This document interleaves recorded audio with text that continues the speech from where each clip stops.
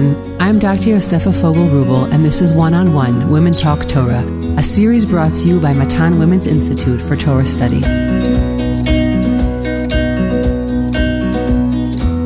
Welcome back to Matan's One-on-One podcast. If you would like to sponsor a podcast episode in honor or memory of a loved one, please contact the Matan office via telephone or email us at podcast@matan.org.il.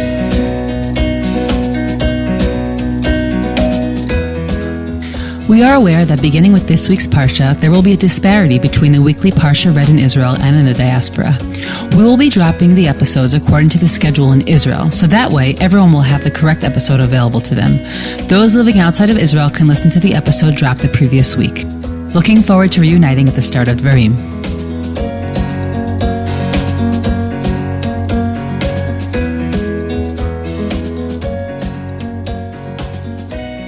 Each week, we spend 30 minutes speaking about a seminal figure or idea in that week's Parsha.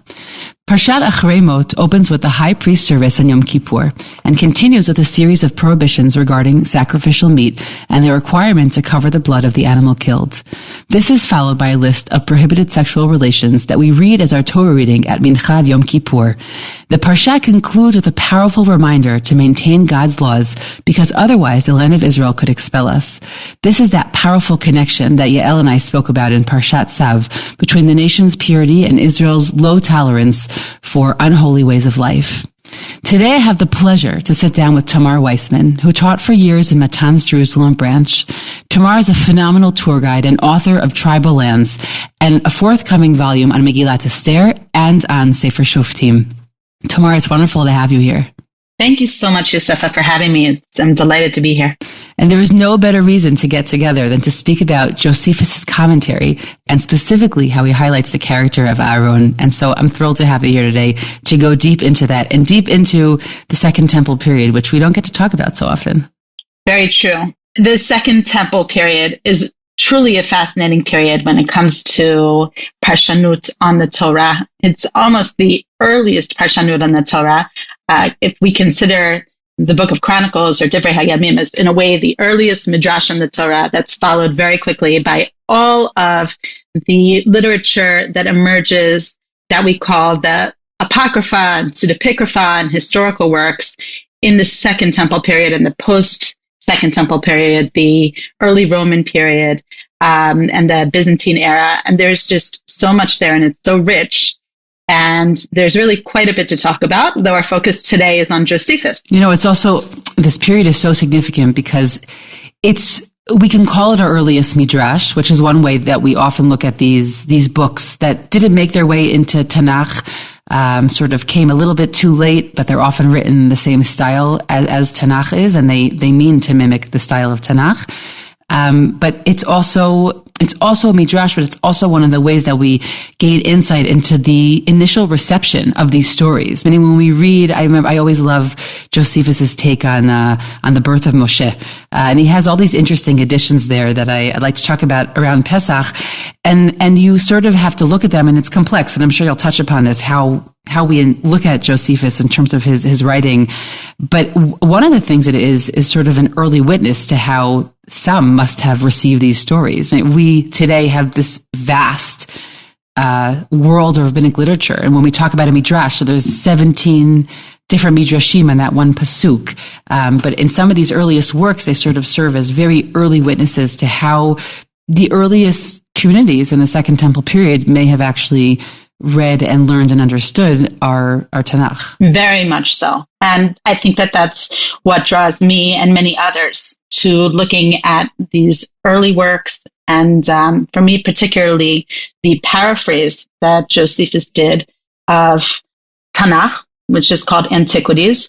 I'll just give you a little bit of an anecdote, something that I came across about a year ago, even though I've been very, very interested in Josephus for quite a while.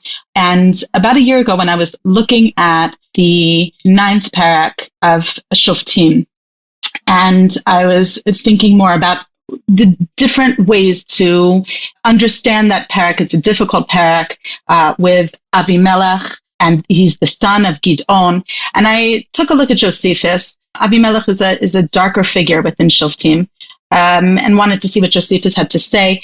And he identifies Avimelech's mother, who's identified in the text as the Pilegesh of Gidon, who is from Shechem. He gives her the name Druma. And I had not seen this anywhere, and I tried my best, to the best of my ability, to comb through all of the rabbinic literature out there and Parshanut, and it was a real one-off. And I spoke to experts in Josephus and experts in Tanakh, and no one could really understand why he included her name, which is absent from the biblical text.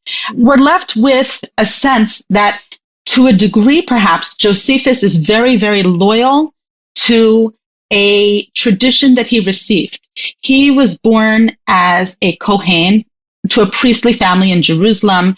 His mother was from the Hasmonean royal family, and he saw himself, as he was further educated, as choosing the rabbinic life. And so perhaps here and there, throughout his paraphrase of Tanakh, we are given glimpses of almost a forgotten Masorah, a forgotten tradition.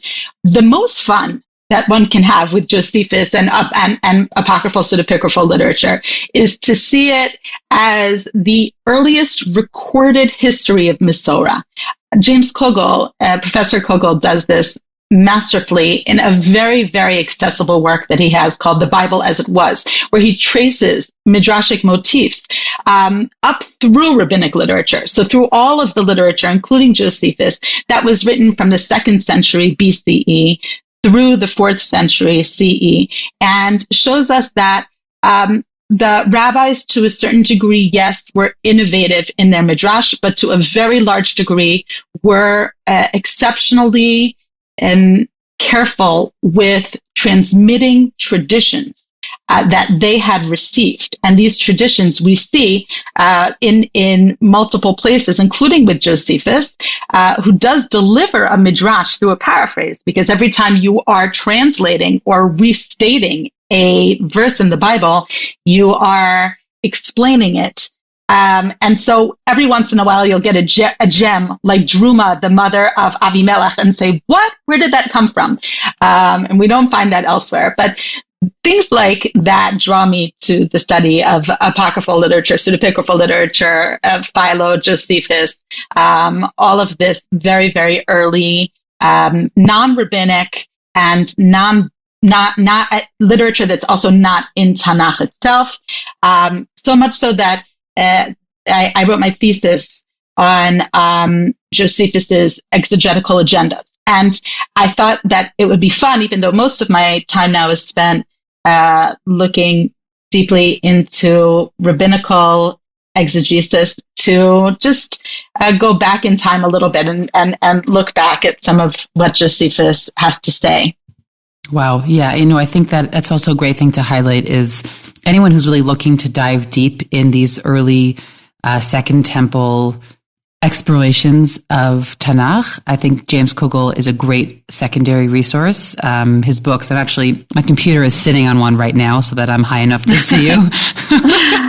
It's a very similar. It's in Potiphar's house. It's another book that also tries to explain to you how to trace midrashic motifs and which comes early, which comes later. When you have 4 versions of the same midrash, obviously sometimes the dating of the midrash itself can help, and sometimes that's not necessarily so clear. So he really has a methodology of how he looks at how midrashim expand and they grow over time. So that's a great resource to have. And even I'm sorry to cut you off. I just wanted to add that in addition to more of an intellectual exercise or an academic exercise, this kind of study can be deeply moving, because as soon as you shift to seeing individuals encountering and engaging with Tanakh as a seminal text for them in any age, then you realize the timelessness of Tanakh.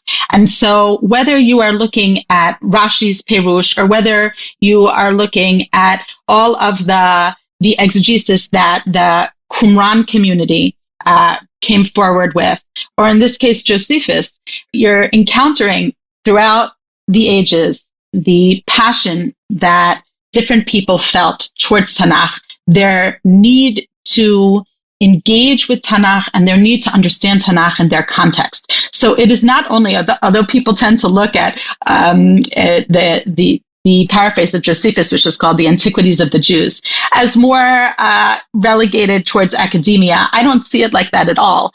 He catapults me right into his framework, his context, and his world. And for a little while then, I can see how 2,000 years ago, the Torah was encountered and engaged with. It's also, Tamar, sending me back to our previous conversation long ago where we had a moving element of our discussion was about your love for rabbinic literature and for midrash and for engaging with Masorah. So I'll also, of course, put that in the show notes. So it just brought me back. I'm like remembering how moved I was when we spoke last time. So for me, primarily, and I think for most people who are engaged in Talmud Torah, the most sensitive, acute readers of Tanakh will always be Chazal. And so that's why overwhelmingly I see Chazal as the embodiment of Masorah. However, the pre-Chazal literature is so fascinating, not only from academic standpoint, which is delightful, but also very, very much from, dare I say, spiritual or true joy in Talmud Torah standpoint as well. Because again, we see how the earliest Jews who are beginning to write down the oral tradition are seeing the Tanakh and articulating the Tanakh in a written form.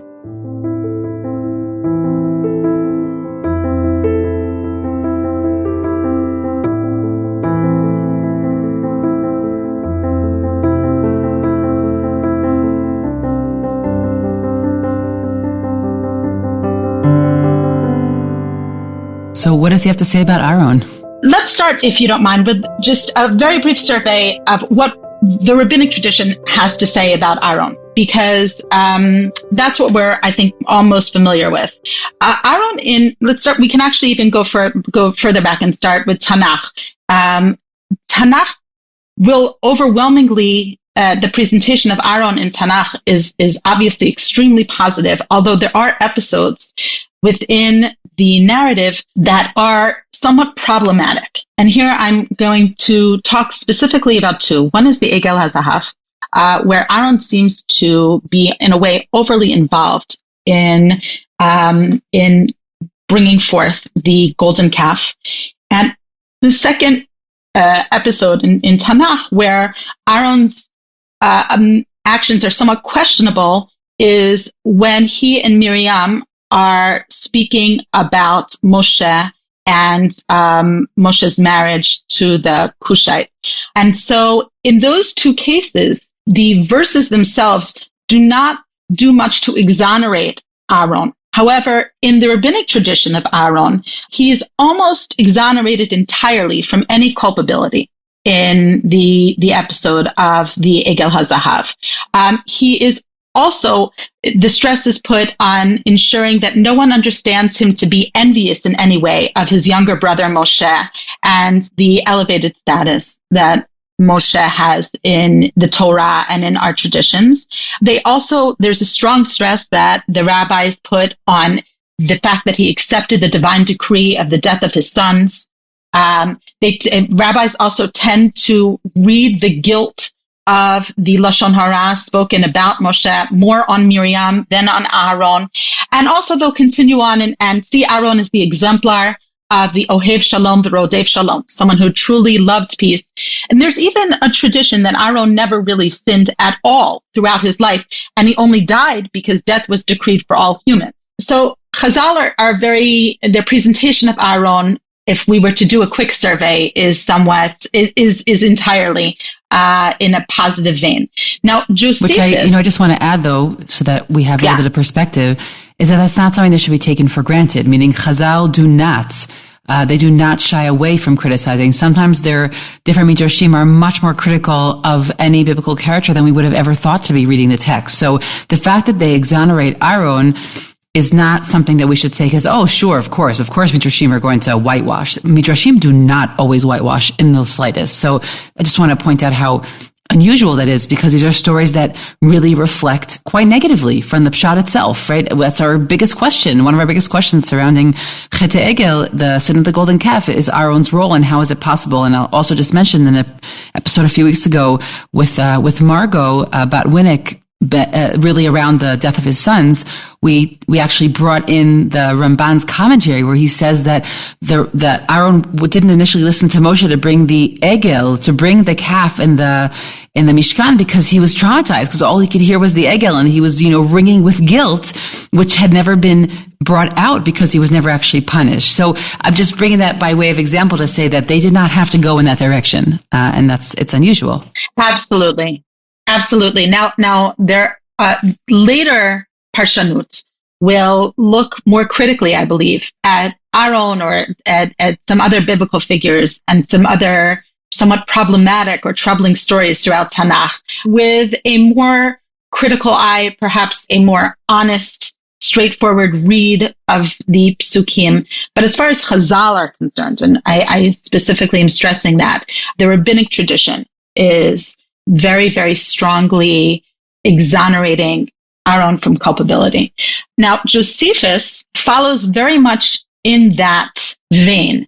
And before I get into how Josephus is going to present Aaron, let me talk a little bit about what his agenda is. Now, Josephus introduced his biography a little bit, and just to round off his biography, coming from a strong rabbinic background as a young man, he was the general of the Great Revolt, leading the Jews in revolt against the Romans up here in the Galilee in the north, eventually falling to the Romans in Yodfat in 67 CE, and accompanying Vespasian and Titus down to Jerusalem as their translator and to a certain degree their guide, and then witnessing the fall of the temple, but from the Roman camp, and then being brought as a slave initially to Rome, and then very quickly being given his freedom and joining the Flavian household, the royal household, and who were his benefactors, and then spending the rest of his life in Rome writing his masterworks. And we're specifically, again, talking about Antiquities, which is the first part of Antiquities is his paraphrase of the Bible, and the second part is all of the history leading up to the destruction of the Second Temple. So when you talk about his paraphrase of Tanakh, what were his motivations?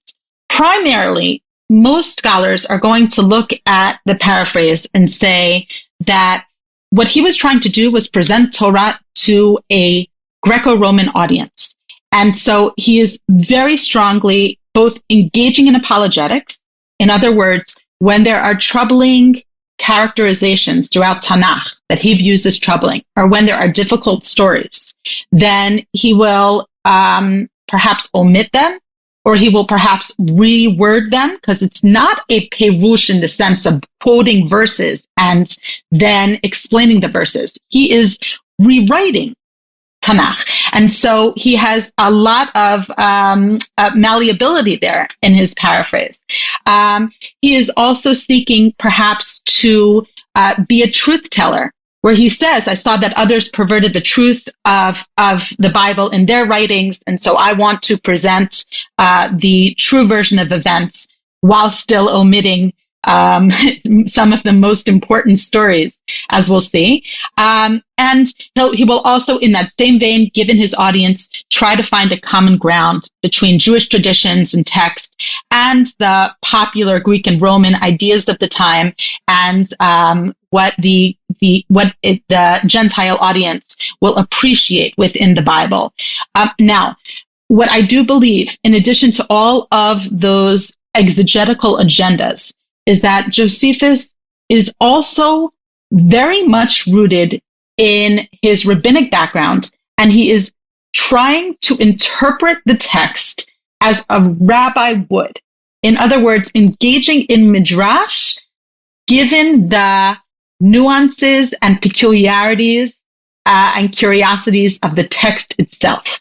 So while that comes through in certain cases throughout Josephus's paraphrase, for instance, if you were to look at the Akedah story or some of the Yosef stories, you'll see that he is strongly grappling with the nuances of the text. In many other cases, that is not the case. In other words, with Aaron, for instance, he is not acting as the parshan. He is not looking closely at the language of the stories and working to present the subtext of the language. He's not writing a midrash. So with Aaron, he will just leave out everything that's problematic and instead dwell on Aaron's virtues. So why does he do this? First of all, it's much easier to leave out the difficult stuff and not to have to confront the difficulties of having one of the biblical heroes be involved in such a story like the golden calf and the making of the golden calf. But beyond that, let's not forget that Yosef himself Yosef ben Mattatyahu, that's Josephus, was a Kohen. So he sees himself as a continuation of the honor of Aaron and the glory of the priesthood. And so it's personally important for him that Aaron come across as positively as possible. So on the one hand, yes, he's being true to the rabbinic tradition of presenting Aaron as positively as possible. And also he is answering to his Greco-Roman audience, where he would want to make sure that they are not thinking negatively about Aaron. For the third reason, because he personally was invested in making sure that Aaron came across well from a family point of view. It also reminds me of Divrei Yamim, the Book of Chronicles, which famously leaves out, some of the big problematic stories surrounding David's life. It's a book that in many ways very much tries to present David flawlessly. Doesn't have the story of him and Bathsheba, for example. And that's very purposeful. Again, question of who's the audience or what was the intention when it was written, which are questions that we shy away from often in a religious community from asking about the Torah. Of course, in the academic world, they don't shy away from those questions. But Divrei Yamim, you can't really read through it without coming across that particular agenda. It's sort of very clear. I think the more meaningful part of that point is that when you look at Shmuel and Melachim, you see that was nowhere near the agenda, meaning Shmuel and Melachim really try and present David in all of his grandeur and his complexity, whereas Divrei Yamim already had a different perspective that I wanted to get across.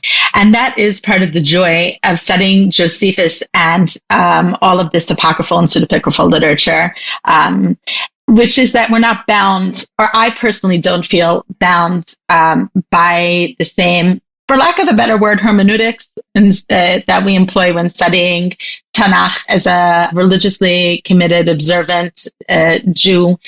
My study of Tanakh is a holy endeavor, and it is a mitzvah. And when we have these other texts to play with, then I tend to look at these texts far more in their historical context and who Josephus's audience was and who Philo's audience may be and who the Book of Jubilees might have been written for and in what context. And so I believe there is a flexibility that I personally am a grant myself there that I don't do in the study of Tanakh. So to continue on with this idea of Aaron presented in Josephus, Josephus will embellish Aaron's virtues, and he does so on the one hand to justify why Aaron was appointed as the Kohen Gadol. And again, on the other hand, because he personally was a Kohen, Yosef ben Mattatyahu, so it was of critical importance to him to elevate Aaron. And he will say that Aaron was more deserving than all others, and that is why he was appointed the Kohen Gadol. So he's very concerned with avoiding a sense of nepotism, that Aaron became the Kohen Gadol because he was Moshe's brother. So I'm just going to quote to you here from the third book of Antiquities. Antiquities in total is 20 books, and as I said, the first half is the biblical paraphrase. And Moshe here is speaking to Am Yisrael, and he is saying in the context of the rebellion of Korach, who was challenging both the authority of Moshe, but even more specifically, the authority of Aaron and the fact that Aaron had been given the kahuna. And Moshe, in Josephus's words, says that it's true with Korach, that I have given the office to my brother, but not because of any kind of nepotism. It was not out of brotherly affection, which someone else might have done, but rather it is because due to his own worth. And here I'm quoting from another selection of antiquities. God himself has determined that Aaron is worthy of this honor and has chosen him for his priest. And Yosef and Matityahu add something very, very provocative here that we do not see in the biblical text at all. And he puts these words into Moshe's mouth. Had the inquiry after such a person been left to me, in other words, had God asked me, who should be the Kohen Gadol, I should have thought myself worthy of this honor, both because all men are naturally fond of themselves, and also because I worked really hard, Am Yisrael, on your deliverance. But now God himself has determined that Aaron is worthy of this honor. So Josephus takes a little liberty with Moshe going even further than he had to, with saying that there is no nepotism. I would have taken the kahuna onto myself had I been given the choice. But rather, it is Hashem who has determined that Aaron and his family should get the kahuna. So he stresses Aaron's virtue over and over again. He calls him a man of great courage. In the pasuk that we had in Parshat Shmini, Vayidom Aaron, where Aaron maintains a silence upon the death of Nadav and Avihu. Josephus will say that he had something called tensuche steros, which is a very, very strong expression in Greek, which means the firmness of soul, that he was a stalwart and had fortitude that was extremely admirable. Now, this is an expansion of what Tanakh gives us, which is Vayidom Aaron, and Aaron maintained a silence. In that silence, what could that silence mean? Could it mean a great emotional turmoil? In Josephus's estimation, so as to make Aaron the most virtuous as possible and the most admiring in the eyes of his Greco-Roman audience, he will say a very well understood phrase for that audience, which is the suche steros, firmness of soul, stalwart, and again with much fortitude. So I think made the case that Aaron was presented as extremely virtuous. Now, how Josephus deals with the problems of Aaron as presented in Tanakh is, as I had said, he avoids them entirely. So when it comes to the Egel HaZahav, from the rabbinic point of view, yes, there is an attempt to diminish the scope of Aaron's involvement. And beyond that, the entire the psukim that involve Aaron are to be read but not translated in the synagogue. That's from the Mishnah and Megillah. And Chazal will then say further that Aaron's life was threatened and he feared being killed by Hor, and he procrastinated as much as possible. But the way that Josephus deals with it is that he just omits it entirely. And then he will go on and omit any time when Aaron could possibly be at fault. So, for instance, as I had mentioned earlier, when it comes to the Lashon Hara of Moshe marrying a Kushia, he just doesn't mention that at all. So in that case, he's also just omitting any reference to Miriam's wrongdoing there. He will also omit the story of Mei Meribah, where Moshe and Aaron sin in hitting the rock instead of speaking to it.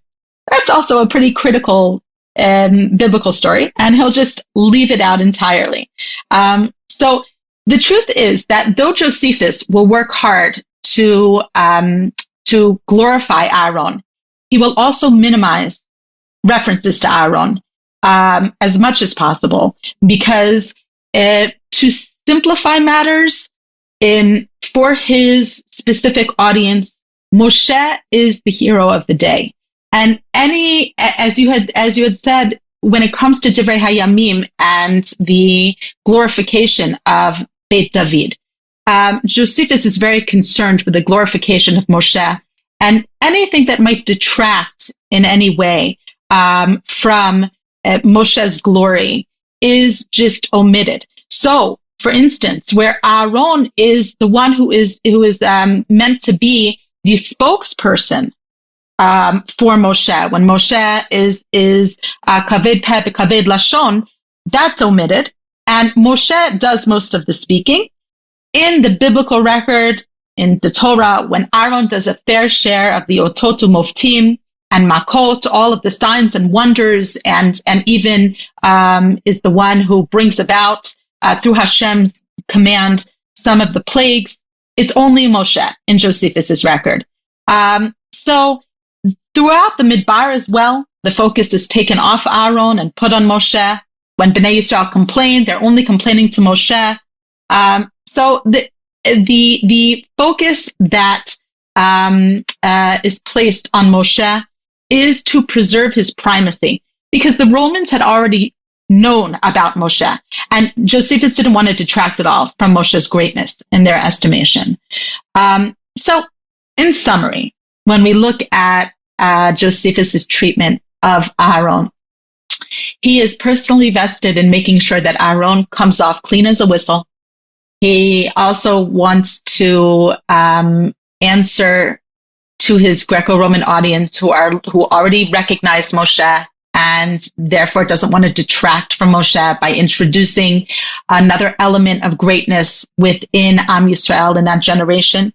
So he downplays Aaron and Miriam's involvement throughout the Exodus from Egypt and the Midbar experience. And he also will play up Aaron's virtues and, again, downplay any of the more problematic areas. So in this case, when it comes to Aaron, I think that Josephus was very much fashioning his treatment of Aaron to be accessible to his specific audience, to get across the glory of Moshe and not detract from that in any way by introducing others who were heroes to Am Yisrael at the same time that Moshe was living. And it was much less of an employment of his agenda of trying to be careful with the text itself of the Torah. He wasn't looking at the psukim and trying to explain them and flex his parshanut muscles when it comes to Aaron. He would do that in other cases, but not here. For anyone who is inspired to go and read Antiquities, so it exists in full English translation on the internet. It's a relatively good translation. Of course, he initially wrote in Greek, right? The initial Antiquities was written in Greek, and that was also significant because it was, obviously, as you said, made accessible to the audience it was written for. But today we have a translation into English, so it's available for anybody who's interested in that. You know, I really appreciate this, Tamar, because I think that many of our listeners will not be so familiar with Josephus's writing. And I think you've given us a great frame of how to look at it. Meaning, even if someone is not going to go into the academic literature of how to look at Josephus, we really have some great tools in our hands for how to look at it. And on one hand, it's something that we should take seriously in terms of understanding how he was trying to give across the Torah to his audience. On the other hand, we don't need to be too alarmed by the inconsonances or the differences between what he writes. For example, there are other writings that we look at as sort of that their intention is to stick closer to the text, that we question, well, what is that tradition? How did they get that? Which you did with Josephus in your example you gave from the beginning about Avimelech's mother.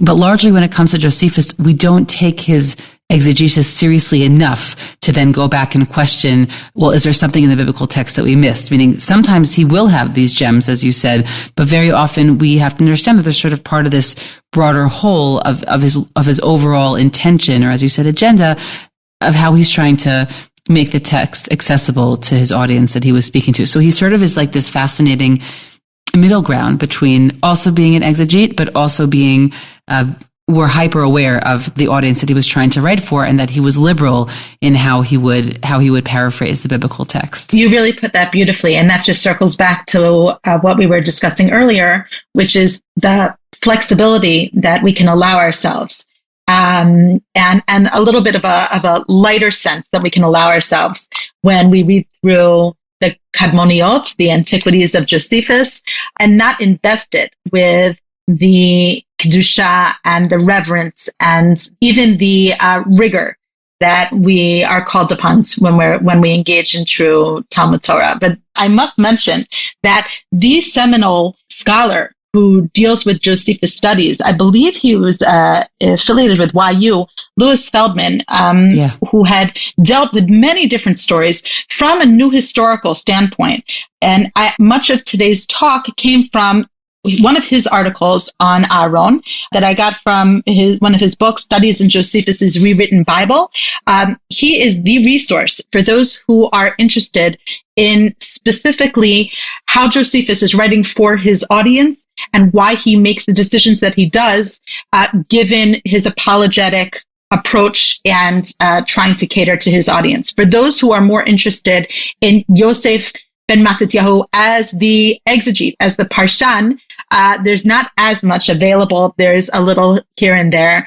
But for those who really want to take that on, feel free to contact me and I can direct you to those articles. I'll say also in Hebrew, someone who taught me, it was my professor in Bar Ilan, is Michael Avi Oz. He really focuses on Josephus as a commentator. And so those are two great resources. I also was introduced first to Josephus through Professor Feldman's work. So I appreciate that. Tamar, thank you so much for being here today and for opening up our minds and hearts to a new way of looking at the text. Thank you for having me.